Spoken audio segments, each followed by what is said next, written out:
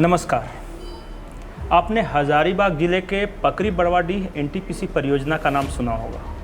ये इसलिए चर्चा में था क्योंकि योगेंद्र साव, निर्मला देवी के साथ जो कुछ भी हुआ, आंदोलन हुआ, कफन सत्याग्रह, इन सब के बारे में जानते हैं। लेकिन शायद आपको ये बात की जानकारी नहीं होगी कि उस एनटीपीसी परियोजना में 3000 एकड़ सरकारी भूमि का भी बंदोबस्ती दिखाई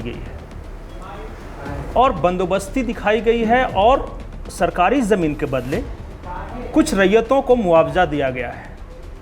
अब सरकारी ज़मीन का मुआवजा किसने लिया, ये पहला बड़ा सवाल। दूसरा बड़ा सवाल ये है कि जब ये सब सारा मामला सामने आया तो देवाशीष गुप्ता, रिटायर्ड आईएएस थे, उनके नेतृत्व में एक जांच कमेटी बनाई गई जो ये पता लगाना था कि क्या सचमुच सरकारी भूमि की बंदोबस्ती हुई और क्या कुछ लोगों ने फर्जी तरीके से सरकार से मुआवजा ग्रहण कर लिया जबकि ज़मीन उनकी नहीं थी।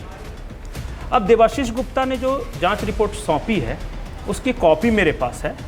उसमें उन्होंने कहा है कि गलती तो हुई है और जिसने भी गलती की उस पर कार्रवाई की जाए।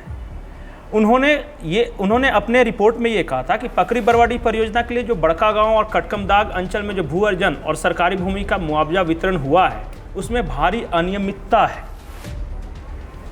सरकार ने मुझे जांच रिपोर्ट सौंपी थी और इसके आधार पे मैंने एनटीपीसी के पदाधिकारियों, गौर कीजिएगा, एनटीपीसी के पदाधिकारियों और कर्मियों के विरुद्ध समुचित कार्रवाई करने हेतु अनुरोध किया है।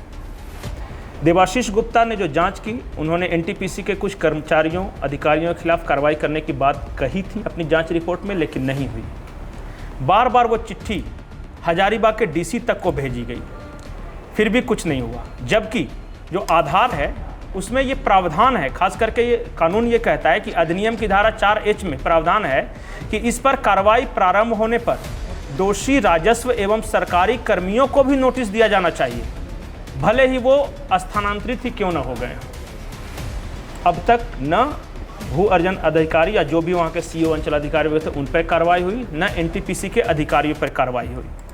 ये रिपोर्ट हमारी नहीं है, ये देवाशीष गुप्ता जी की रिपोर्ट है जिन्होंने एसआईटी की जांच टीम का नेतृत्व किया था। अब इसके बाद एक कहानी और है। लगातार बार बार चिट्ठियां लिखी जाती रही कि कार्रवाई करो, कार्रवाई करो, कार्रवाई नहीं हुआ। इस बीच 6 साल के अंदर 11 सीओ बदल दिए गए। 6 साल में 11 सीओ, आप समझ रहे हैं। उसके बाद इस मामले में हाईकोर्ट में मंटू सोनी नाम का एक युवक ने पीआईएल दायर की, एक्सेप्ट हो गई है वो पीआईएल, और उसी पीआईएल के आधार पर उन्होंने कुछ जानकारियां मांगी थी। और जानकारियां ये है, जो लेटेस्ट रिपोर्ट ये है कि हर विभाग, चाहे केंद्र सरकार का कोई भी विभाग हो, उसमें एक विजिलेंस ऑफिसर होते हैं।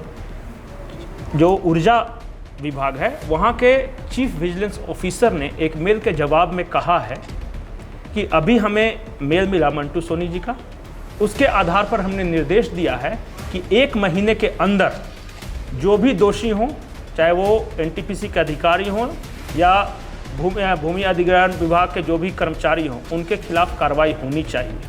उन्होंने कहा है कि ये हम जांच के बाद बताएंगे किन पर कार्रवाई होनी चाहिए। तो आप ज़रा सोचिए कि जिस सरकारी ज़मीन की बंदोबस्ती एनटीपीसी के फेवर में दिखा दी गई, उसमें कुछ फर्जी रैयत भी खड़ा कर दिए गए, उनको मुआवजा भी मिल गया और एक अनुमान के मुताबिक सरकार को, झारखंड सरकार को राजस्व में करीब 300 करोड़ का नुकसान हुआ है। समाचार प्लस, खबर वही जो हमने कही।